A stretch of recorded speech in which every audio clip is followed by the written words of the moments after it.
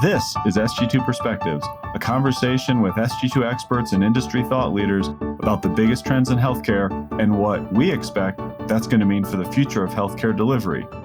There was this real sense that they felt like as strategy leaders, they were like a bit like the connective tissue within the organization. So solid line or dotted line, they never felt like they could not work in a silo. And so regardless of what was a project or initiative, they needed to have a pulse and a relationship with every corner or facet of the organization.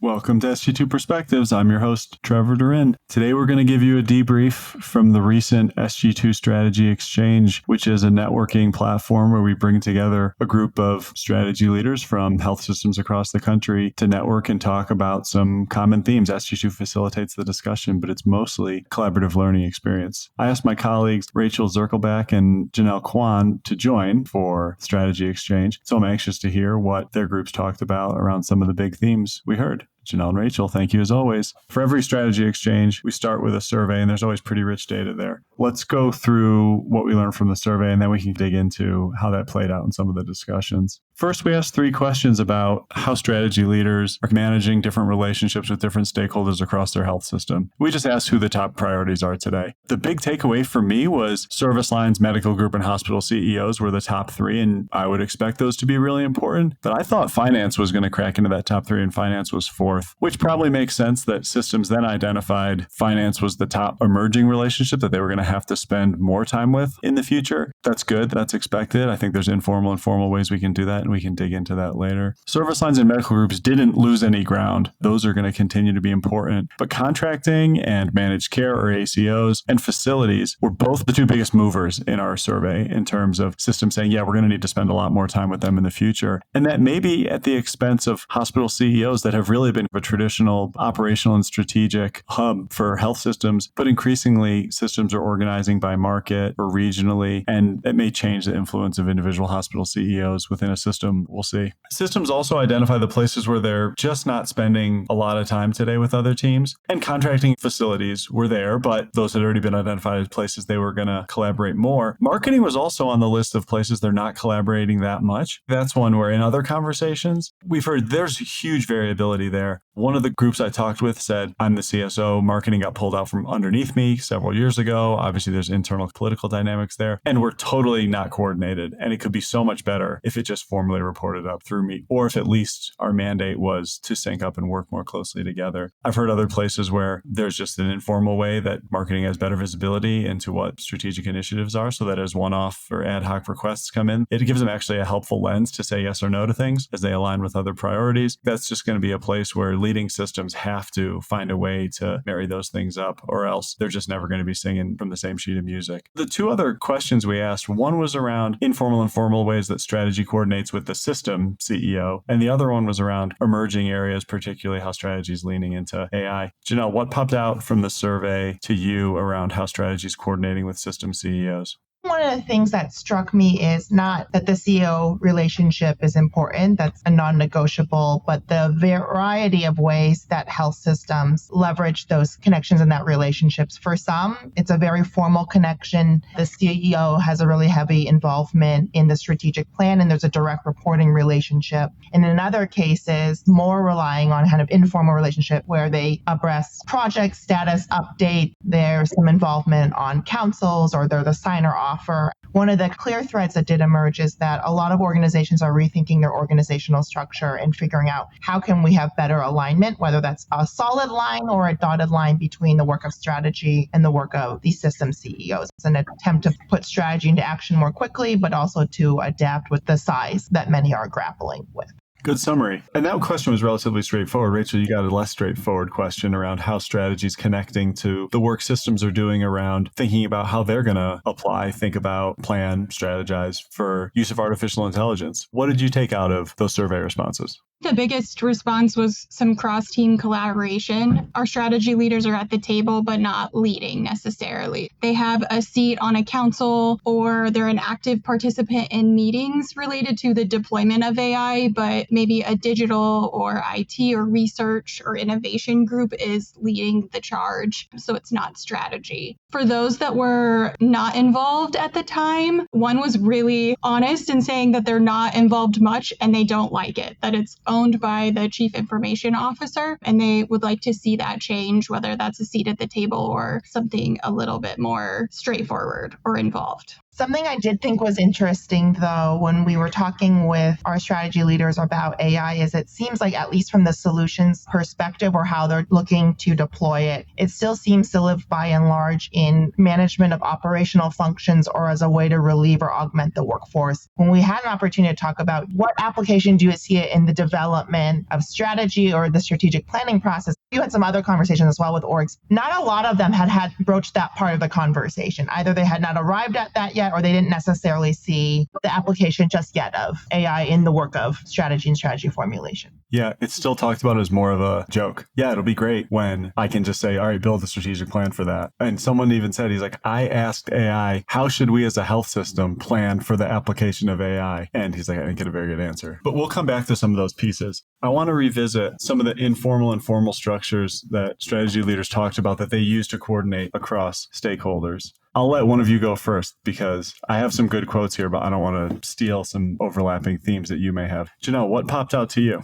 One of the things that came out of the conversation is in my group is that whether they would use this phrasing or not, there was this real sense that they felt like as strategy leaders, they were a bit like the connective tissue within the organization. And so solid line or dotted line, they never felt like they could not work in a silo. Regardless of what was a project or initiative, they needed to have a pulse and a relationship with every kind of corner or facet of the organization, whether that's in service line or finance, where there was variability is in how they flex those relationships and how they worked and communicated with some of those different stakeholders. And I know, Rachael, you heard a lot of variety in terms of how they chose to engage and communicate with those stakeholders. Janelle, I really like your comment about being the connective tissue because my group had both informal and formal connections. One that really illustrates this nicely is a leader with a really good success rate in informal connection. She had tried the formal route, set up standing meetings, had these conversations, and it just did not go over well with the folks in her organization. So she shifted to the more informal route where strategy was pulled in, but not necessarily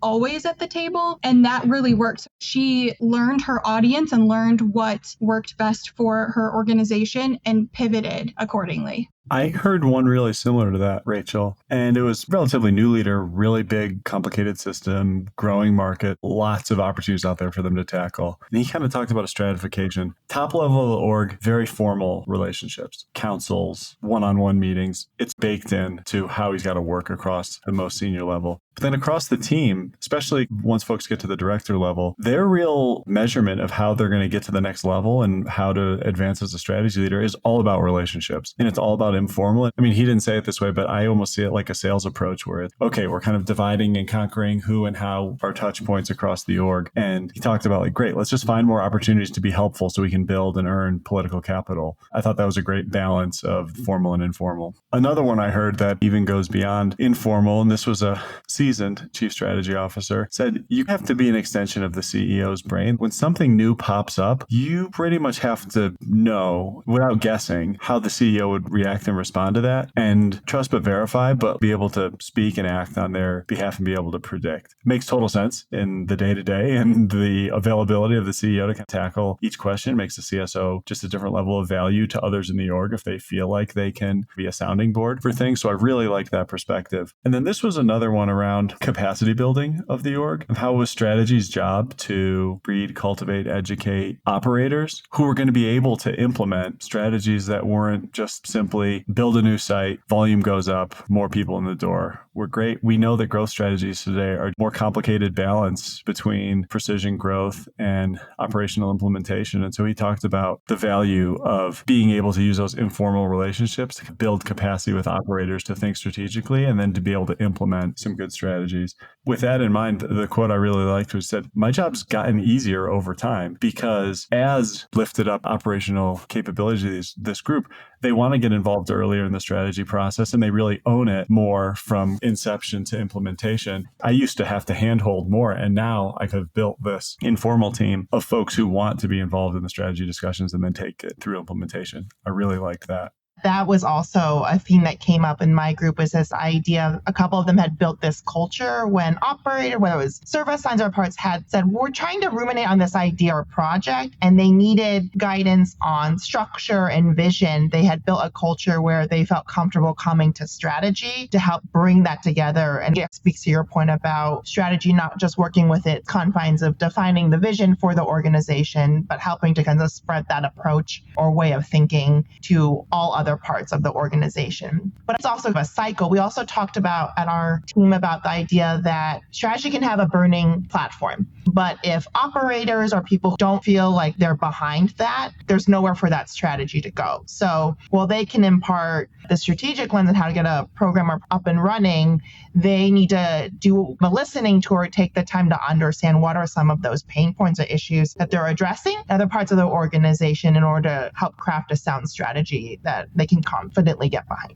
All really good ones. It sounds like all good discussions, but they all had slightly different tangent. And I feel like, Janelle, and other research we've done around chief strategy officers and strategy teams, there's not one recipe. It totally played out in this discussion. Everyone's tackling the same challenge, and you could make it look similar, but everyone's got their own flavor. Same pattern emerged when I asked about how strategy is getting involved AI planning. Janelle, the same theme you already mentioned of strategy as a convener was the first thing my teams talked about, that we need to be there. We need to connect the dots. We need to make sure everyone looking at this is talking to each other. And sometimes that means talking to us and then we talk to everyone. And I thought that one made a lot of sense. And the other piece was strategy's job across the board is to show people where they need to get to and then the steps along the way. So you're not just super future focused. You can show the way to get there. AI is one of those places where strategy is realizing there's a role for them to play and mapping out what that path is going to look like once the org has kind of set their vision on how they think they can apply and use it. Those were two pieces I really liked. And then the only other one that was framed just a little bit different was around strategy as a problem solver. AI is not really a problem. It's also a way to solve specific problems. So strategy's role isn't necessarily about planning exactly how we're going to use it. That's not exactly what strategy is meant to do. We're the quarterback. We're going to collect information and share it and make sure the people who are subject matter experts here can all be speaking the same language. So similar approach, but they just framed it slightly different.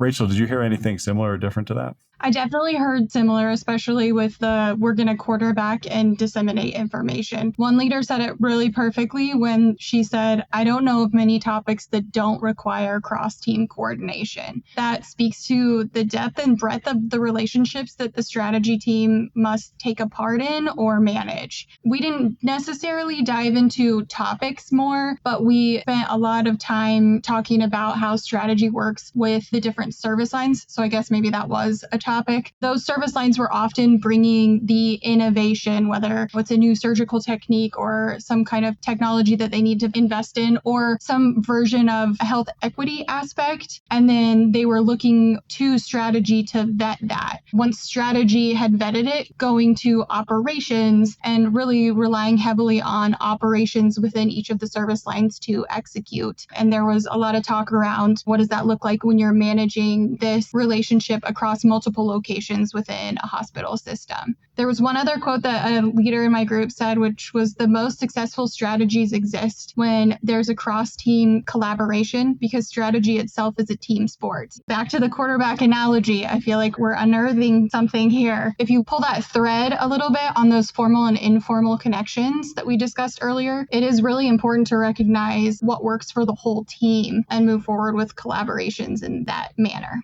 Janelle and Rachael, thanks for sharing. As expected, similar themes, but really different applications. And I liked hearing some of the examples because I know who was in your groups and I can pick out, I'm like, oh, I bet that was this person that said, I bet it was this person. So as folks have showed up more and more, I feel like we have a little bit of a better picture of how people approach problems and what their org structure is. So thank you as always. Always value your perspectives. Thanks for joining. Thank you. Thanks for listening. If you like this episode, please subscribe, rate, and review us, and or follow us on Twitter and LinkedIn at Sg2 Healthcare.